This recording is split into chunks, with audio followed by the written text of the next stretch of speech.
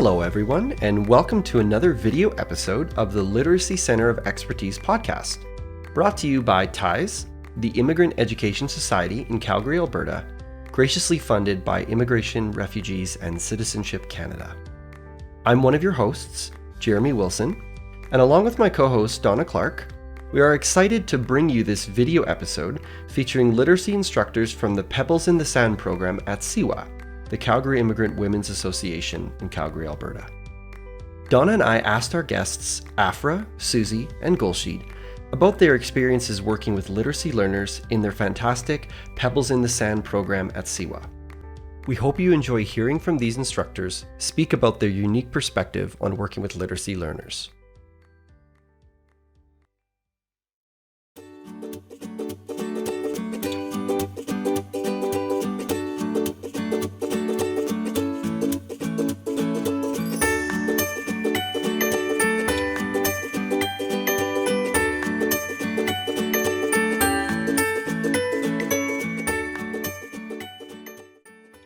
My name is Afra.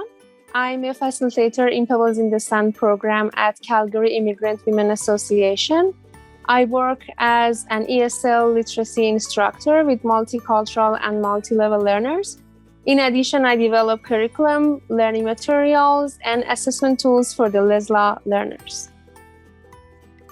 Hello, my name is Susie.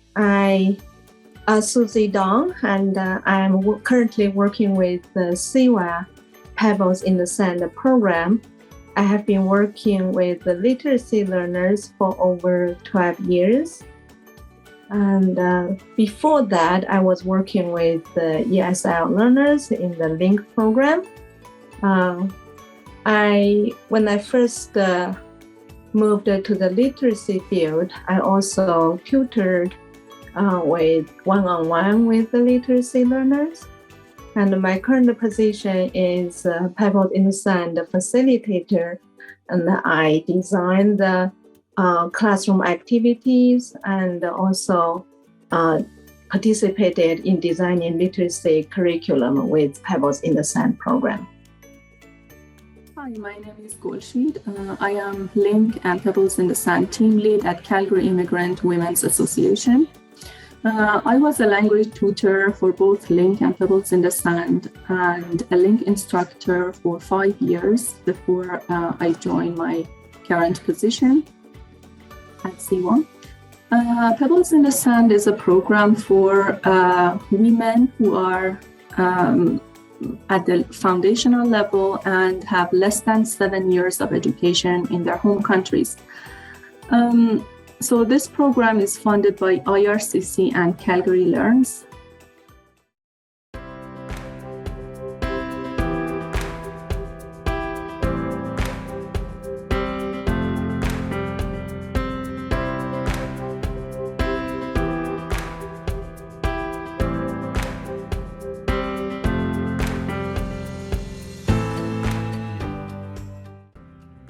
I would say differentiating instruction, working with multi-level learners in one class, preparing lessons and integrating activities that are appropriate for all levels. That was the most challenging part at the very beginning for me. But gradually I learned all it requires is to have a relationship and connection with the learners, to know their strengths, challenges, and interests. And also, I need to be flexible in lesson planning so the learners can meet their needs. When I first started teaching literacy, the most surprising thing would be I found the literacy learners, they just repeat after me over and over. And also they tend to memorize the whole book without knowing how to sound out even one single word in the book. They just memorize the whole thing without any strategy to sound out one single word. And I tried in the beginning. I tried to teach them. It seemed like for me it was a stone wall to really to break that wall. It's so hard. Like they just in the beginning they didn't get how to put the sounds together to sound out the words.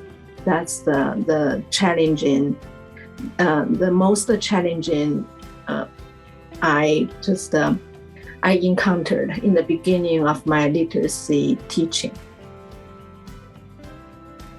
The most challenging part with working with literacy learners is that the learning process is slower and they need lots of support and help from the teacher or the tutor. And many of them have difficulty with word recognition and decoding. Also, it is very challenging sometimes for them to talk about their goals. Yes, as a teacher, that was the most challenging part, to elicit a goal from them.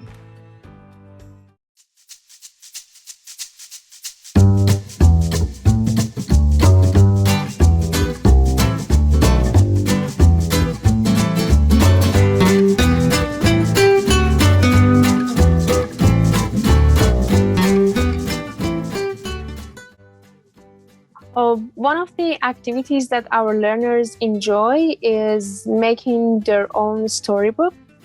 We call it Engage in Free Writing, and learners write their personal expressions based on the topic. Through this activity, learners' personal ideas, thoughts, and opinions can be recorded in written form. So the one literacy activity that was very effective in the classroom was the letter sound action cards. So in the classroom, every student has one set of the letter sound cards. I'll show you. They're like this. On one side will be the letter, like this.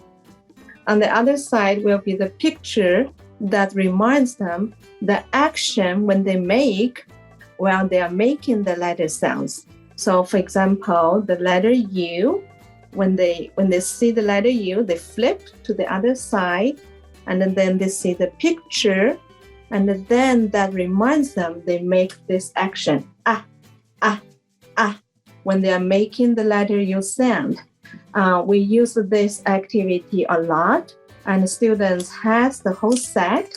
Every single student has one full set, and they take home, they practice on their own, and that really helps the students memorize the letter sound.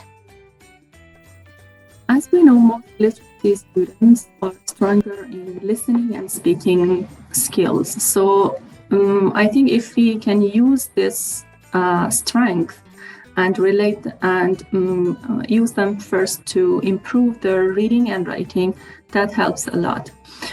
So what I used to do in my classes was that I just made a story out of what the students needed, and or based on their daily life or the topics and themes that we were working on, and I just made a PowerPoint and made some slides and used the pictures first and told them the story using only the pictures and images. And then after that, when we practiced for several times telling the story, and for the students listening, and after that they could just practice the story, telling the story as well with looking at the pictures and images. After that, I just showed the slides again with adding one word, the main word, to those pictures, on top of those pictures. Then they could just try to remember the story and read that word. And again, after practicing this and reading the words, again, the next time, I just added simple sentences on top of each picture and asked them now to read those sentences. And I could see that because we practiced the story before, it was easier for them to decoding the words or identify the words. So that was something that we really liked, and I know that the students really enjoyed it, and they really liked, and it helped them to learn better.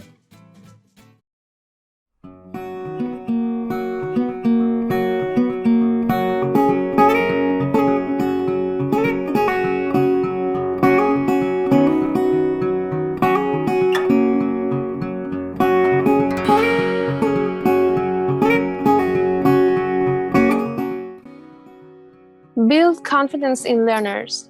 That will help them to be more self-directed and independent learner. Confidence causes less fear and anxiety. It improves motivation, causes more resilience, and improves relationships. We can build confidence in learners in different ways, like acknowledge their achievements, even if they're small ones. Encourage them to take risks in learning, and show them that making mistake is okay by sharing our mistakes with them. Ask for their feedback and apply their feedback in the future lesson planning. Just don't take anything for granted. So for teaching literacy learners, it's like we are teaching a whole world of knowledge, like even like holding a pencil, like what I mentioned before, like sounding out the letters. And again, next step will be blending the sounds together to sound out the words, something that we think is so natural and we do it effortlessly. But for literacy learners, they have to make a whole lot of effort to really understand it and to be able to use it.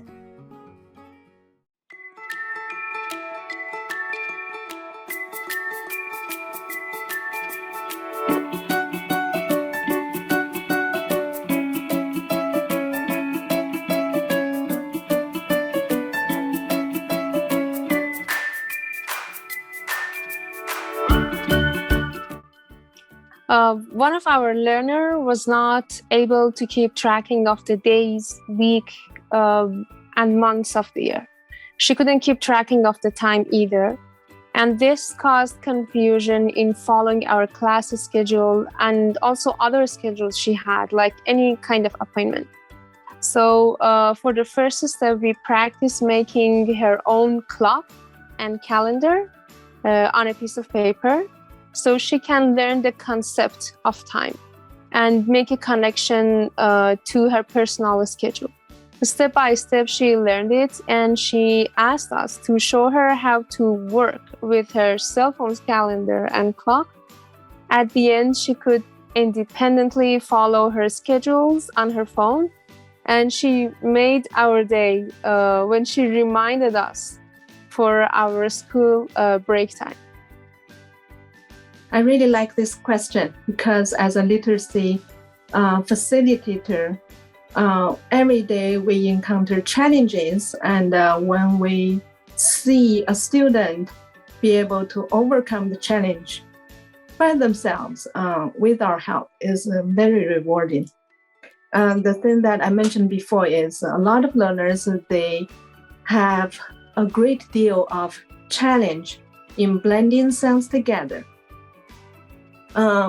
Initially, we started with the CVC words and like 3-letter words, and that didn't work. And then I kind of get back to the 2 phoneme words. So, for example, the 2 phoneme words like edge. The activity we used is like 2 learners with 1 learner holding the one card, and the other sound is a j. So the 2 learners, they're working closer to each other, like j, j, j, edge. So then they make the 2 phoneme word, edge.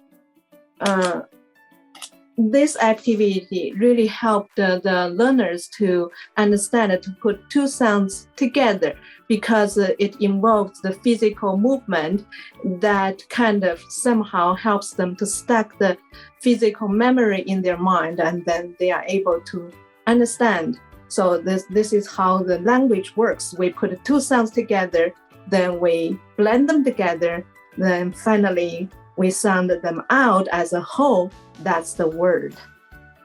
And when I see the students click on this concept, I'm really happy for them.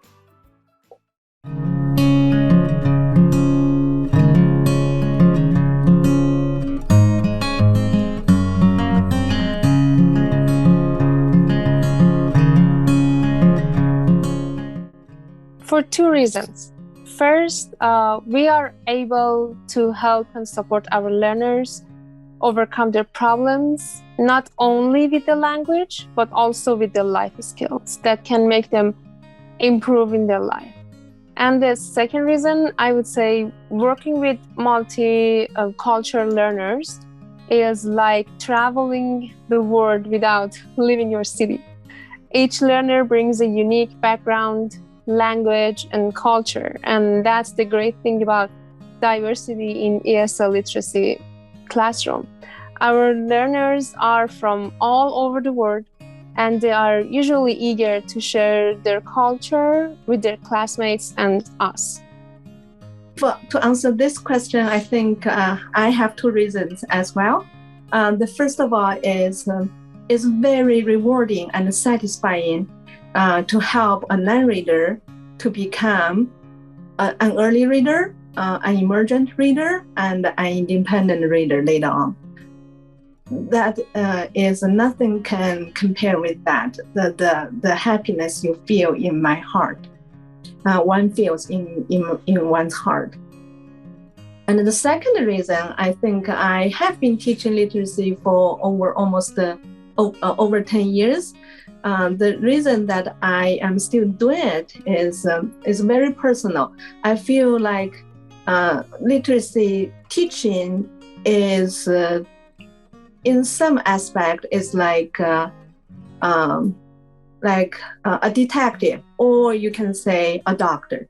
So like when I encounter a new learner, so I'm always constantly assessing and find out what is the reason this person is stuck, and how can I help? How can I go find out where she is at right now, and where I can go from where she is at right now.